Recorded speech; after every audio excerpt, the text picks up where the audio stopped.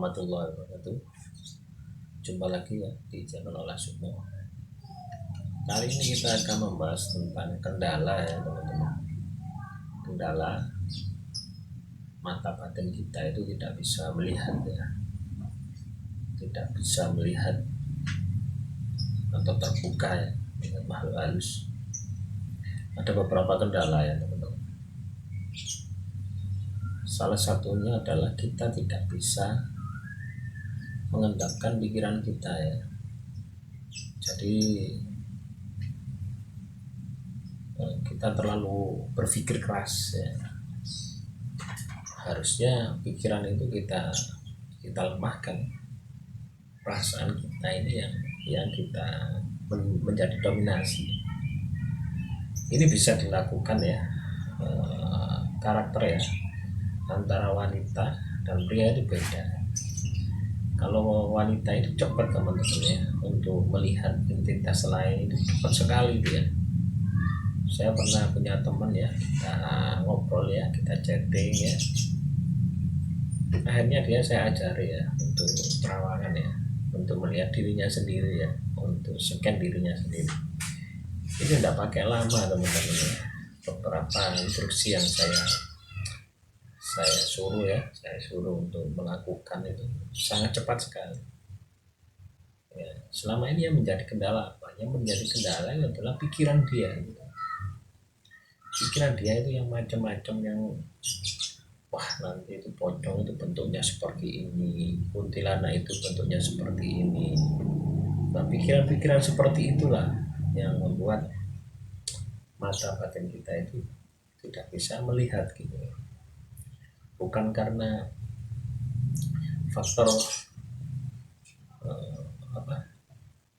banyak ibadah ya, terus banyak maksiat, bukan faktor itu ya. Kalau banyak ibadah banyak maksiat ya, kenapa dukun itu juga bisa melihat gitu ya. Jadi ada dua sisi teman-teman ya, dua sisi ya. Mereka jahat pun juga bisa melihat gaib, mereka baik pun juga bisa melihat gaib. Nah, ini bisa dirasionalkan teman-teman ya, bukan sesuatu yang gaib gitu ya. Ya ilmunya itu olah rasa ya, kepekaan rasa ya. Sama halnya teman-teman merasakan garam itu asin ya. Setelah Anda tahu garam itu asin ya, teman-teman tidak usah dimasukkan mulut ya, lidah, teman-teman bisa merasakan. Nah seperti itu loh teman-teman ya, konsep seperti itu yang teman-teman perlu paham ya. Nah saat teman-teman meditasi nanti akan kelihatan ya, beberapa entitas lain itu yang Anda akan tangkap dalam alam ilusi teman-teman, alam bawah sadar Anda, alam khayalan Anda tangkap. Selanjutnya Anda buktikan ada energinya Anda. Kalau tidak ada energinya berarti itu alam ilusi, alam khayalan Anda. Tetapi kalau ada energinya itu memang benar-benar entitas lain yang menyerupai makhluk tersebut ya. Kendalanya itu teman-teman ya, jadi kita tidak bisa mengendapkan rasa kita ya. Kita selalu menggunakan pikiran ya. Cobalah teman-teman seperti melamun gitu ya. Gimana melamun? Itu akan cepat sekali ya. Pada saat teman-teman melamun itu akan cepat sekali kelihatan sesuatu entitas lain ya. Jadi kita apa ya, bertujuan melamun ya. Dengan sengaja kita merelaksasikan pikiran kita, itu akan cepat sekali nanti untuk melihat makhluk halus ya, indera karena Anda akan terbuka ya. Selanjutnya ya, selain dengan melamun tadi, kendala yang lain adalah adanya kodam ya teman-teman ya, kodam leluhur, kodam pusaka, kodam keilmuan, juga arwah ya, yang ada di tubuh teman-teman, sehingga mempengaruhi ya penglihatan teman-teman, mata batin teman-teman. Misalkan ya, misalkan ini HP Samsung, katakanlah kalau Samsung, karena di kepala teman-teman ya, di badan teman-teman ada kotam, ini bisa dikatakan ini HP Nokia, walaupun sama, dia memberikan informasi oh ini Nokia bukan Samsung, tapi sebenarnya ini Samsung. Nah seperti itulah teman-teman, sehingga mereka itu mengabulkan penglihatan Anda yang sebenarnya. Itu yang perlu dibersihkan dulu ya. Jadi teman-teman kalau misalkan teman-teman melatih indera keenam, penerawangan, mata batin ya, usir dulu lah, suruh minggir dulu mereka. Wahai kotam yang ada di dalam badan saya gitu ya. Wahai kotam keilmuan yang ada di dalam badan saya, wahai kotam leluhur yang ada di badan saya, menyingkirlah sejenak, saya mau berlatih terawangan dan jangan diganggu gitu ya. Itu yang perlu Anda pelajari teman-teman. Jadi dengan teman-teman melakukan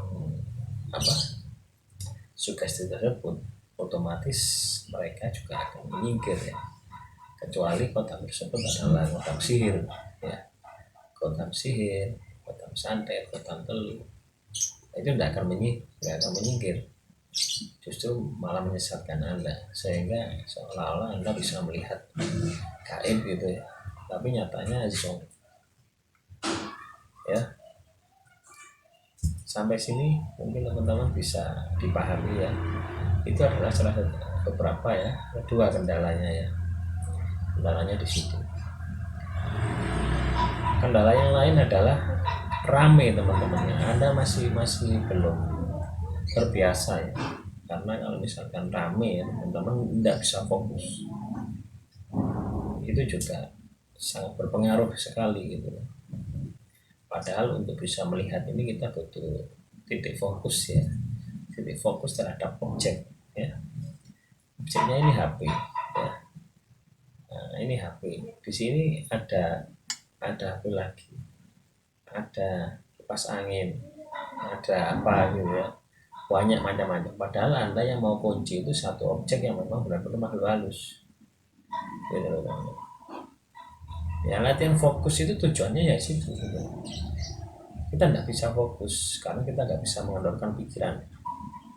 Nah, sehingga kecepatan kita menangkap objek ya, makhluk halus ini akan lambat gitu ya. Katakanlah pada saat kita mau menangkap objek tersebut, kita kepikiran cucian kita masih belum kita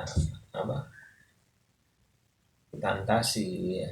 Kita mikir utang, kita mikir pulsa saya habis dan sebagainya. Pikiran itu akan muncul ya teman-teman, akan muncul semakin banyak. Sama halnya pada saat Anda sholat ya, pasti akan ingat semuanya. Oh HP saya tertinggal di kamar mandi, oh cincin saya tertinggal di sana. Nah itulah gangguan ya untuk membuka mata batin. Kalau orang jahat seperti apa? Sama juga. Dukun itu juga sama. Gangguannya pun juga sama mereka. Misalkan mereka mau terawang ya, mau melihat si A gitu, mananya marah-marah, nah, akhirnya dia emosi, pikirannya keluar, tetapi rasanya enggak muncul gitu ya, rasanya akhirnya lemah. Makanya kenapa dianjurkan itu untuk puasa. Dan ini saya kupas untuk puasa. Untuk puasa itu ya otomatis pikiran kita itu lemah, tubuh kita ini akan lemah teman-teman. Tubuh kita ini akan lemah. Seiring lemahnya tubuh, maka rasa kita ini akan mendominasi. Apalagi kalau teman-teman puasa ngebleng ya, puasa laku misalkan jalan terus, kan ada di video-video itu puasa jalan, belum tentu mereka memahami hakikat puasa jalan itu apa. Ya. Intinya pada saat mereka dihina, ya, dihina, dicaci maki pada saat jalan, itu kan raganya ini kan lelah.